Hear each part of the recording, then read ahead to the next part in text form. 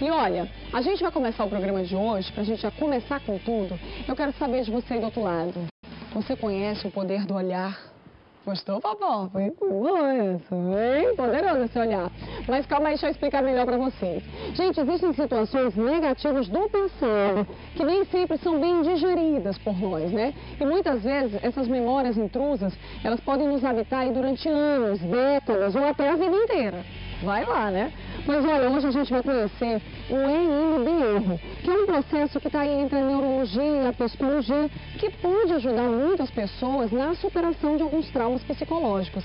E para a gente falar mais sobre esse assunto super interessante e curioso, eu já recebo aqui o terapeuta em EMDR e também o neurocoach, Alfredo Barbeta, que vai explicar um pouco para a gente sobre essa técnica. Vem cá, chega aí, deixa eu receber aqui meu convidado. Olá, tudo bom, Pedro? Olá. Seja bem-vindo à nossa casa. Por favor, fique à vontade. Pode sentar aqui junto conosco. Bom, já me chegou aqui a curiosidade, né? O que vem a ser o EMDR? O EMDR é uma metodologia, é uma abordagem terapêutica, psicoterapêutica, que acessa experiências traumáticas, acessa lembranças difíceis, porque a gente entende que as coisas que estão acontecendo hoje, né, tem a ver com a nossa história.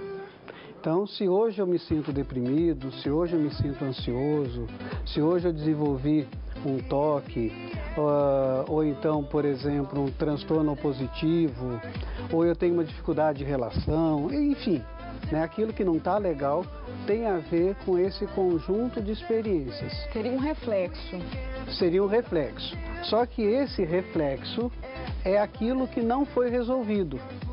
Assim, se eu passo por uma experiência traumática, a mente fica eternamente tentando resolver.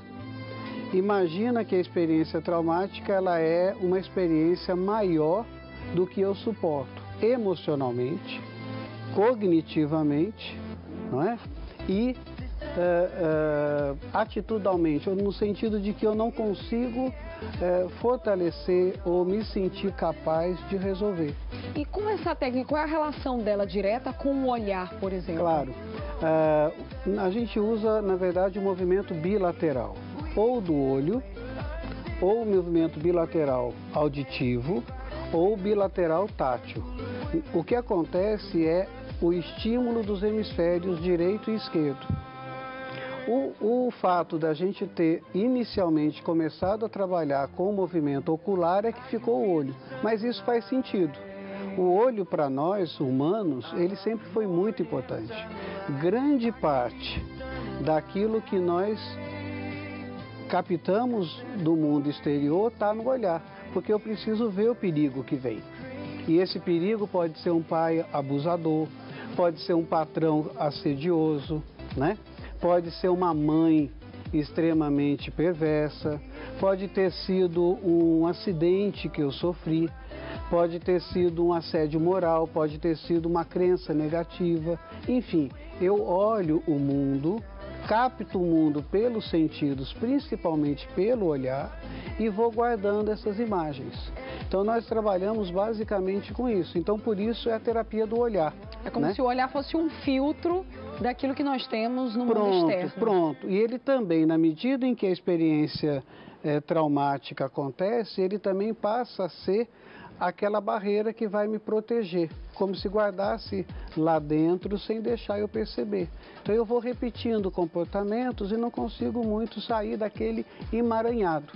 O MDR ele permite de uma forma rápida, focal, fazer com que eu desmonte os nós e reorganize a minha vida, né? Então fortalecendo eu, capacitando a pessoa para enfrentar os desafios. Por quê? Porque ela supera aquilo que enfraquece. O que nos enfraquece é a nossa história de dor. E muita gente acaba deixando muita coisa para debaixo do tapete. Verdade. Né? Às vezes você levantar esse tapete e recolher tudo isso dá um trabalho danado. Faz uma poeira danada. Mas às vezes é fazendo essa poeira danada que a gente vai conseguir limpar e organizar a casa, né? E quando eu organizo isso dentro de mim, eu começo também a organizar as minhas relações. né? Então, o primeiro efeito da terapia EMDR é exatamente uma sensação de empoderamento, a superação da crença negativa. Até porque aquilo dali, aquele nozinho que tem ali na sua vida, ele vai acabar desenlaçando em outras coisas. Pronto. Que de repente fica tudo emaranhado, né? Isso. Tudo está conectado, não deixa de ser. Em algum momento aquilo se desfaz. Você foi muito feliz na abertura quando você disse que era uma técnica que fica entre a neurologia e a psicologia. De fato, esse nozinho que você fala, e que a gente vai chamar ele de trauma, mas esse nozinho, ele acaba por criar uma cadeia neurológica baseada na crença negativa. Então, por exemplo, eu tenho uma experiência, vamos pegar um exemplo aleatório, vamos supor, eu sou de uma estatura baixinha, adolescente, numa escola que tenha bullying, etc. Pronto. Tem aquele amigo perverso ali que fica o tempo todo É uma coisa natural da vida, não ter uma estatura muito grande, estar numa escola e ter bullying. Só que para mim, naquele momento, criou uma crença negativa, sou derrotado. Essa crença negativa, ela passa a agir porque eu sempre preciso me defender do perigo. Se eu preciso me defender do perigo para sobreviver, eu uso dessa crença negativa como estratégia para ler o mundo. Então, uma pessoa que está disfuncionalmente colocada, ela sempre usa uma crença negativa. Sou derrotado, não mereço amor, né? E daí eu só encontro bagulho no meio do caminho, vou me relacionando com pessoas muito complicadas, né? Sou um erro de projeto. Nossa, tudo isso passa interiormente. Sim, essa crença negativa, porque veja bem, Carol, inconscientemente, né? Você vê o mundo com o que você pensa de você. Se eu penso de mim que eu sou uma pessoa defeituosa, eu sempre vou ver o mundo como uma grande ameaça. E eu vou reagir a você como se você fosse uma ameaça para mim, porque eu estou enfraquecido. Então, a dimensão neurológica é interferir na hiperativação de regiões cerebrais para que você reduza aquele sintoma, ansiedade, depressão, toque, medo do futuro, baixo desempenho profissional, dificuldade de relação com colaboradores, medo de falar em público, manutenção de casamentos que já estão falidos, etc, etc, etc. Né? Então você age no nível fisiológico, desmonta fisiologicamente a hiperativação das regiões cerebrais e a partir daí você passa por um processo de reprocessamento. Por isso que chama dessensibilização e reprocessamento. E reprocessando você reaprende agora numa nova lógica. Antes era sou derrotado, agora talvez seja posso lidar com isso, sou capaz, sou competente, tenho valor, posso, sei lá. Seria um botãozinho do MIB moderno. Pronto. Podemos brincar. Gente, que fantástico seria aquilo, né? Você passa por qualquer experiência traumática, ou qualquer momento muito forte, muito intenso da sua vida, muito denso. Isso, aí exatamente. Você olha naquele botãozinho do MIB e faz plim, ponto, apaga de alguma forma que ele se desconfigura. Aí você está me dando um poder muito grande. Estamos falando, claro, metaforicamente. Vamos imaginar assim, que não tem o BIP, mas ao acionar o BIP, desfragmenta o disco rígido. Então aquela máquina... Você vai formatar a sua máquina. Reformata a tua máquina, só que agora numa perspectiva livre da dor. Vamos supor que você sofreu o assalto. Acabou o assalto, você fala assim, mas eu tinha que ter me defendido, eu tinha que ter feito, se eu tivesse ido por aquela rua e não sei o quê. Tudo acontece comigo. Tudo acontece comigo. Pronto, essa é uma crença negativa muito comum. Tudo acontece comigo porque eu sou um azarado, né? Tá bom. Vamos lá então. Em que momento isso aconteceu? Quais são as imagens? Porque lembra que isso vem pelo olho, né? Qual foi a crença negativa que você sente naquela hora? Quais foram as emoções? Quais são as sensações físicas? Aí você aciona o botãozinho vermelho do BIP e aí começa a desfragmentar o disco, a organizar. Não, de fato eu sofri o assalto, eu sou uma pessoa competente, forte, eu tomei a melhor decisão naquela hora. Eu moro em São Luís. Moro em São Luís. Eu moro em São Luís, ou seja, eu sou uma vítima em potencial. Posso cair em buraco, ser assaltado, ter essas coisas. Mas enfim, faz parte. Agora, o que eu aprendi para a minha vida? Essa é a primeira fase de cura, né? A segunda fase de cura é: quem sou eu agora a partir da superação da experiência? Aí é que vem a sensação de empoderamento. Teoricamente, eu posso rapidamente só tentar, teoricamente, o que acontece? Quando você passa por uma experiência difícil, grande ou pequena, isso pouco interessa. Cair no recreio da escola, né, pode ser muito grande para um adolescente, né? Sofrer um acidente pode ser muito grande para nós, ou ser assaltado, enfim. A primeira coisa que ocorre é um enfraquecimento do self. A sensação de eu fica muito enfraquecida. Eu não posso, eu não consigo, eu sou incompetente. Você já se eu sou minimiza, ruim. né?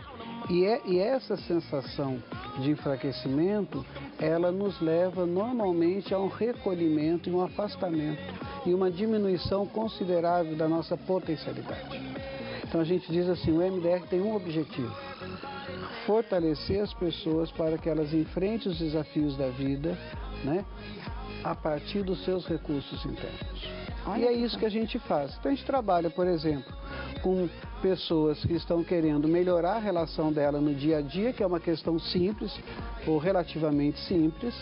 Podemos atender um executivo que está querendo fazer um projeto de vida e está se sentindo incapaz de organizar isso, como eu posso atender um depressivo em estado severo, né?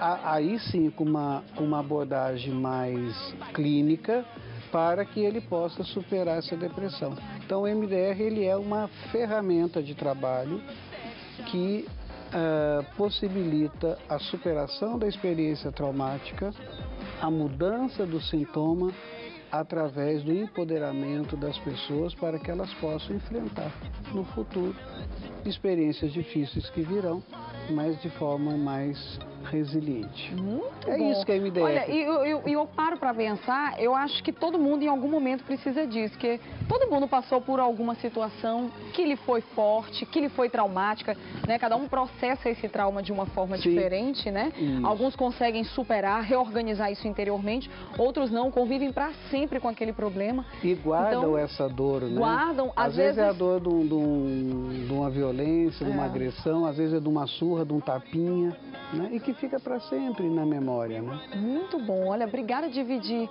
esse conhecimento aqui com a gente, tá, doutor Alfredo? Muito obrigada pela sua presença. Obrigado, Carol. Eu que agradeço a oportunidade, enfim, de divulgar o método. Nós estamos trazendo para cá o curso de formação de novos terapeutas. Quando que acontece o curso? Vai acontecer em novembro e janeiro de 2015. Então, se tivermos aqui psicólogos assistindo, os médicos, só pode aplicar psicólogos e médicos. E médicos. Não é uma terapia alternativa. As pessoas que chegam até nós, elas estão muito vulneráveis, fragilizadas. Então não é uma ação alternativa que você vai fazer qualquer coisa. Não, você precisa de conhecimentos anteriores. Então nós exigimos que sejam psicólogos ou médicos psiquiatras com uma experiência de no mínimo 2 anos de atendimento.